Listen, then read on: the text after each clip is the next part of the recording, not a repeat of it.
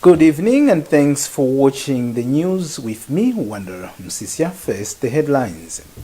High Court rejects bodyguard Norman Gisale's application in the certificate case. President Lazarus Chakwera pledges full support to the Malawi Electoral Commission. And in other news, Malawi national women football team qualifies for COSAFA final. We also have the latest in international news. Please do stay with us.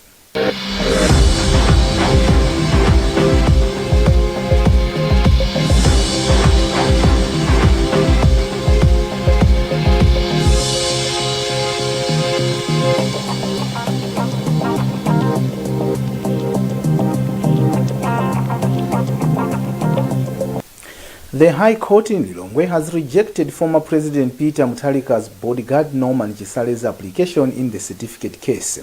Gisale had applied for leave of appeal against the order made by the senior resident magistrate court in August this year. Wezi Gausi has more in this report. Judge Annabel Ntalimanja on October 5, 2021 trashed the application. Ntalimanja dismissed the application, describing it as incompetent. Ntalimanja says the defendant did not state any grounds to support his application for leave to appeal to the Supreme Court of Appeal. She says whilst the defendant has the right to appeal generally, it was incumbent upon him to state the grounds upon which he desires to appeal. Gisale is answering charges of personation of a person named in a certificate contrary to Section 391 of the Penal Code. Gisale pleaded not guilty to the charges, and the state commenced the case on November 30, 2020. Meanwhile, the High Court has dismissed Malawi Law Society's application against the Legal Affairs Committee of Parliament. The committee, together with the Legal Aid Bureau, has been pursuing amendments to the Legal Aid Act to allow paralegals to represent clients in subordinate courts. Wezi Gausi has the full story. The High Court Judge Michael Tembo had thrown away the application for having been brought to court prematurely. The Society's Honorary Secretary Crispin Ngunde says the court has undertaken to give a detailed ruling setting out the reasons for the decision in the coming 2 weeks. In between, there was a meeting between the Attorney General, the President of the Malawi Law Society, as well as the Chairperson of the Legal Affairs Committee of Parliament.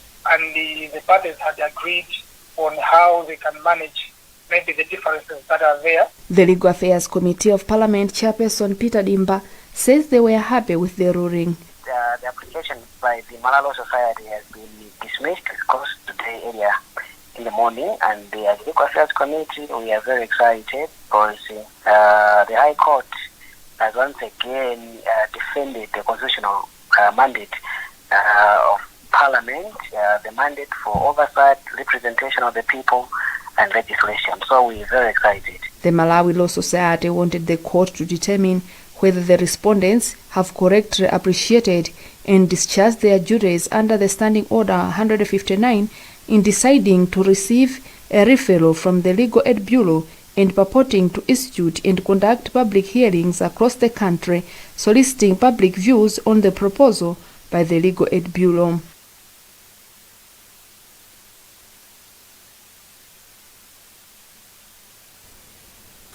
President Lazarus Chakwera has pledged his administration's support to the Malawi Electoral Commission. President Chakwera says he will ensure necessary financial resources for the Commission to effectively perform its duties. President Chakwera made the pledge in Lilongwe on Thursday when the Malawi Electoral Commission presented him a report on the 2019 tripartite elections and the 2020 court-ordered fresh presidential elections. Tawonga Sabola was there and has filed this report. Malawians went to the polls in a tripartite election on May 21, 2019 and went to the polls again on June 23 last year after the Constitutional Court nullified the May 21, 2019 presidential elections on the basis that it was marred by many irregularities. On Thursday, the Malawi Electoral Commission, led by its chairperson, Justice Chifundo Kachale, presented the reports for the two elections. Receiving the reports at the Kamuzu Palace in Lilongwe, President Lazarus Chakwera said it is very crucial for the electoral body to ensure that it continues to conduct credible elections so that it maintains the public trust in the electoral system. When an institution of this nature grows strong, acts independently, follows the rule of law, delivers its mandate, Malawians everywhere begin to trust institutions that are operating according to their mandate, and that trust helps not only consolidate democracy, that trust helps consolidate institutionalism and the rule of law across board. On his part, MEC Chairperson Justice Chifundo Kachali said although the commission works independently, the law gives it powers to report directly to the president on its operations. It is quite encouraging to see that the efforts we are making as a commission to ensure that we discharge our mandate in compliance with the law are being recognized. And I think our commitment remains the same because all 7 of us as commissioners took an oath to ensure that we perform our job in compliance with the mandate that the law provides. And it is gratifying to see that the efforts we are making to ensure that we act professionally, even in the way we do by-elections and even the way we're doing boundary delimitations, we are committed to continue doing that in order to ensure that the credibility of our work is not questioned, and indeed that we make our contribution as a constitutional body to ensure that our young democracy is consolidated. In the fresh presidential elections conducted in June last year, President Lazarus Chakwera of the Tonse Alliance triumphed over former President Peter Mutharika, who represented the DPP and UDF alliance. Peter Dominic Kwani of the Mbakwaku movement was third in the poll. Now, robbers targeting motorists in Chiweta on Nzuzu Chitipa M1 road have resurfaced. The robbers have been setting big stones and logs on the part of the road to raid unsuspecting motorists. But as Isaac Salima reports, police in the northern region say they are working tirelessly to bring the culprits to book. On Wednesday night, the robbers stopped a bus belonging to Ulemu Bus Company that was on its way to Chitipa. One of the passengers who were in the bus, Andrew Coffey, said it was just by sheer grace that the robbers did not get into the bus. He said when the bus stopped at the place, about 6 men rushed to the driver's door and started forcing him to open it. He said that they were trying to force their way into the bus. The driver luckily managed to drive past the stones, and that is how they survived. Northern Region Police published Maurice Javola confirmed receiving reports about the incident and said they are investigating the matter. Well, I can confirm that we received a report on same and we responded to it immediately after we got the report. Let me confirm that we are investigating the matter to see to it that the perpetrators are arrested and brought before court. There are a number of issues that we are taking into account, including that you will be patrolling the area. At the same time, there are other unspecified issues that we cannot disclose at this point in time. But what is important, we are making everything possible to arrest the perpetrators. Some road users in the country have been attacked by robbers, especially at night, using this way. At least 50 corruption-related cases have been brought before the Anti-Corruption Bureau since the inception of the whistleblowing initiative last year. The Human Rights Defenders Coalition launched the initiative with an aim of gathering reliable information on the plunder of the public funds by the previous Democratic Progressive Party-led administration. Feston Malekezo reports on the impact the initiative has had thus far. Most of the tips that were brought to the attention of SCB bordered on acts of corruption, tax evasion, questionable government contracts, among others. In an interview, HRTC chairperson Gift Trapens said they are now shifting focus to expose rot in the current administration led by the Tonse Alliance. Trapens said they are aware that SCB has so many cases against inadequate human resource, hence calling upon the government to increase the Bureau's funding in the next budget.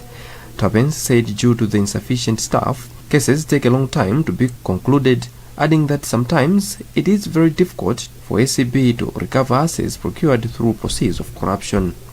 In her remarks, SCB Director General Martha Chizuma hails the initiative, saying the Bureau has managed to investigate and prosecute cases brought by SCB.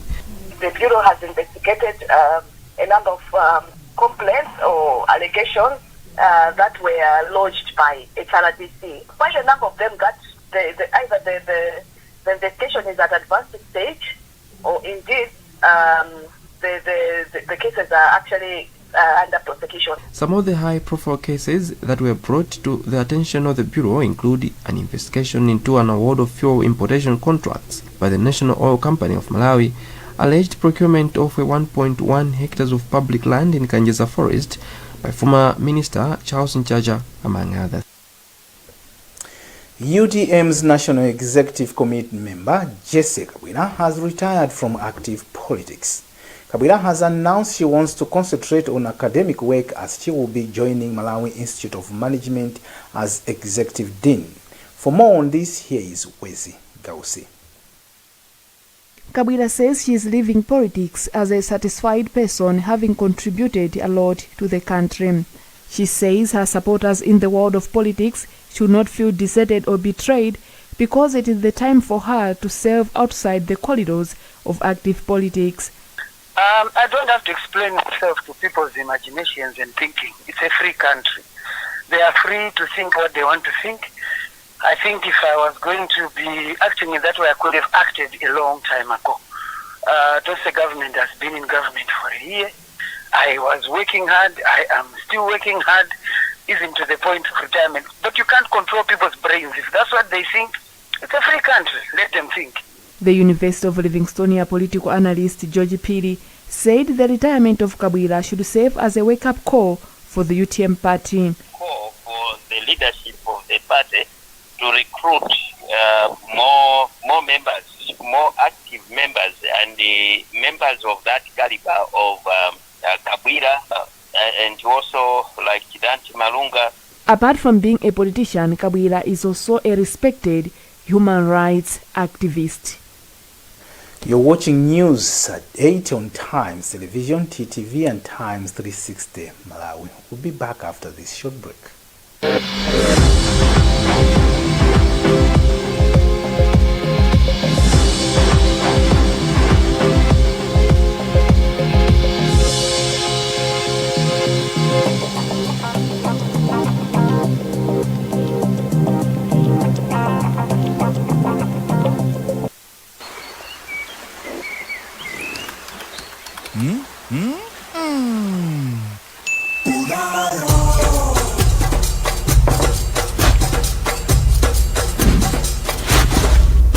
Join the marketplace for the free with no bank account entanglement. Unayo zonse mumu. Unayo. Standard Bank. It can be. UNICAF University, September to October 2021 intake. Special scholarships from UNICAF University for bachelor, master's, and doctoral degree programs. UNICAF University is accredited nationally by the NCHE and internationally by the British Accreditation Council in the UK. Enroll for internationally recognized degrees at a fraction of the cost until the end of October 2021. Apply today and get a free tablet when you pay the required deposit. WhatsApp 0993 907 002.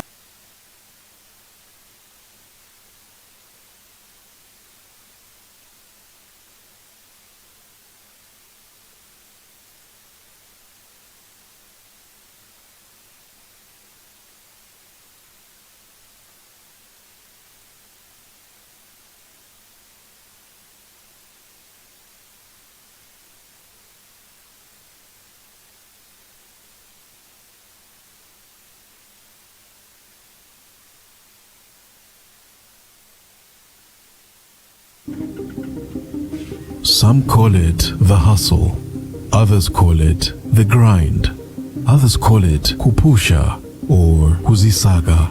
Whatever you call it, you will need passion, determination, the will, the zeal to overcome obstacles. You will need to believe, because the hustle is not easy. It requires effort, and the right mindset.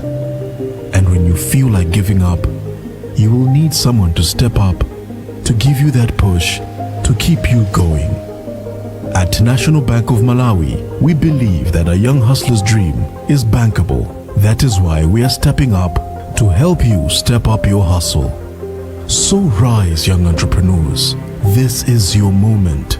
Let us help turn your dreams into reality with Step Up Entrepreneur from National Bank of Malawi. Call 626 for more details. National Bank of Malawi, the bank of the nation.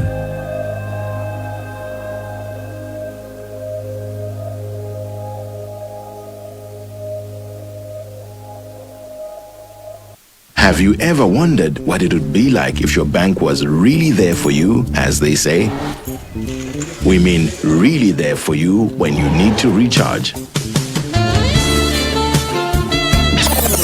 your most intimate moments. You got it right here. While you're focused on things that matter, you can trust that First Capital Bank is focused on you.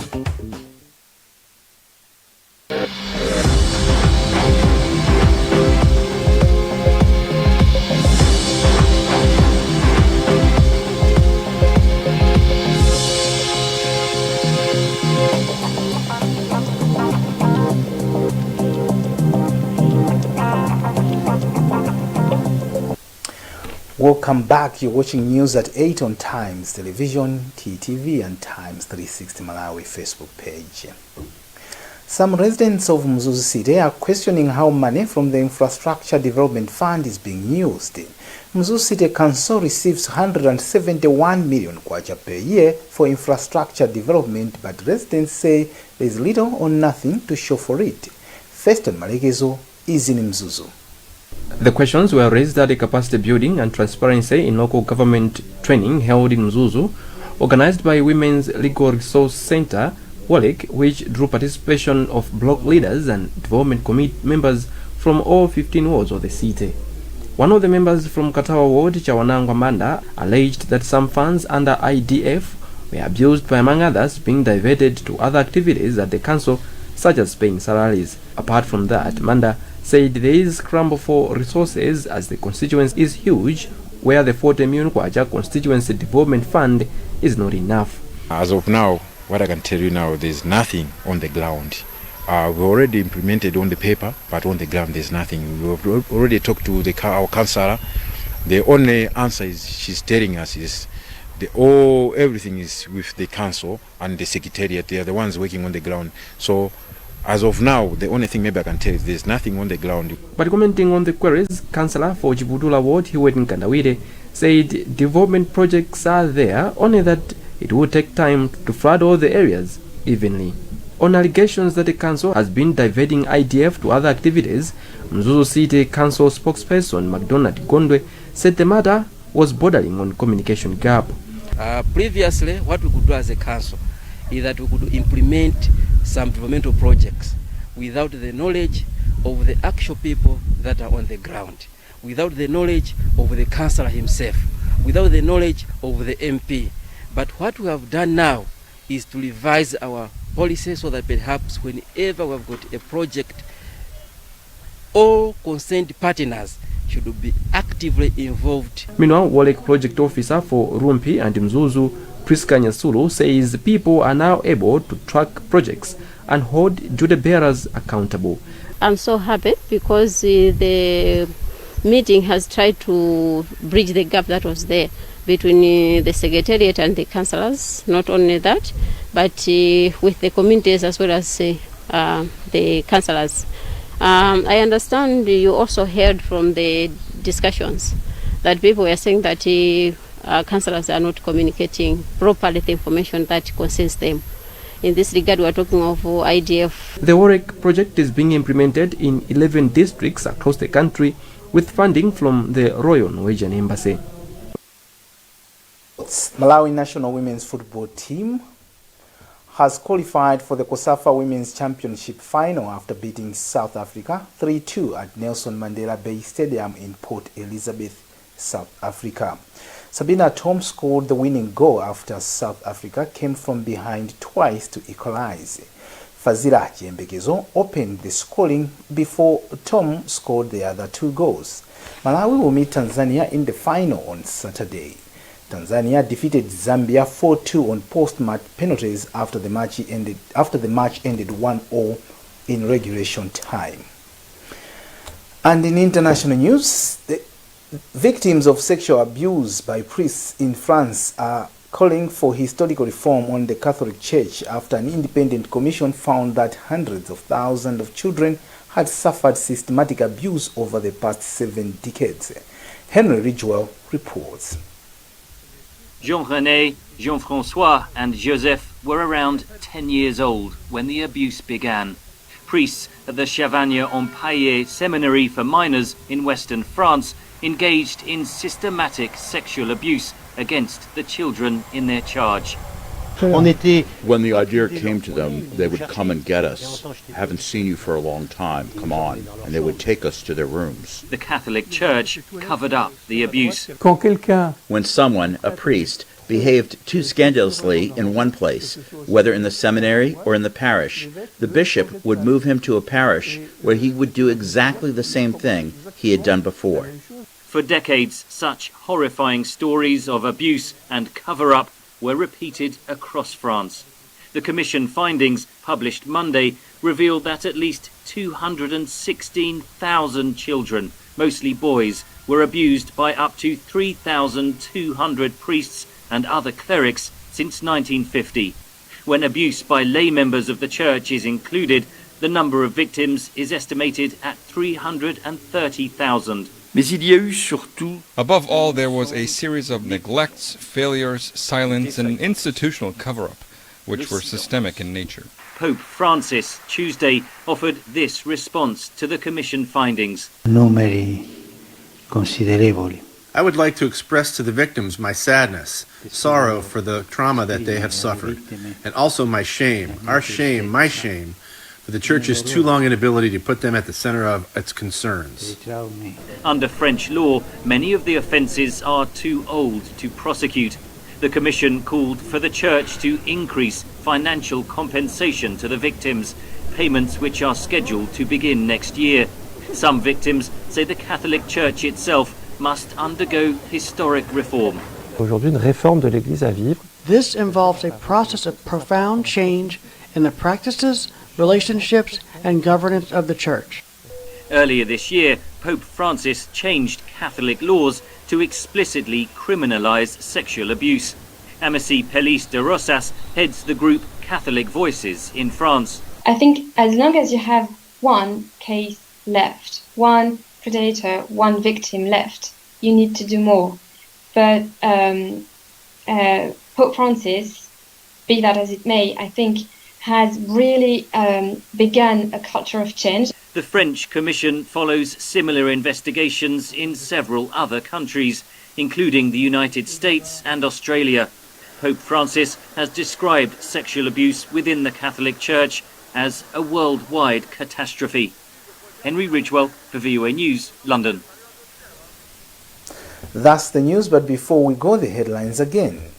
High Court rejects bodyguard Norman Chisale's application in the certificate case. President Lazarus Chakwera pledges full support to the Malawi Electoral Commission. In other news, Malawi national women football team qualifies for COSAFA final. Remember, you can get more on these and other stories by visiting our website www.times.mw, liking our Facebook page Times360 Malawi, subscribing to 1895 and following us on Twitter at Times360 Malawi. Remember to wash your hands regularly, observe social and physical distance, mask up and get vaccinated to prevent COVID-19. Please stay safe. You've been with me, Wonder Msisia. Continue watching the rest of the programs. Good night.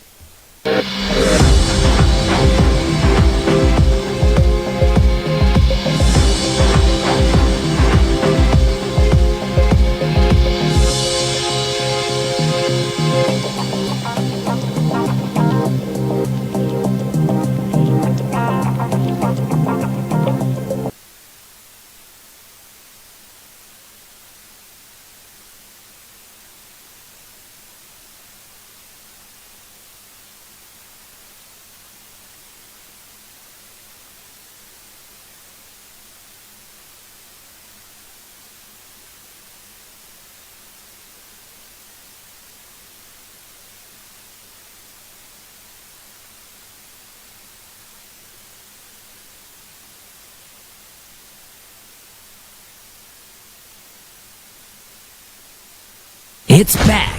It's bigger. It's better. Pre-Mother's Day Gospel Concert featuring performances from Chico Grace, Apostle Chiteka Lewis,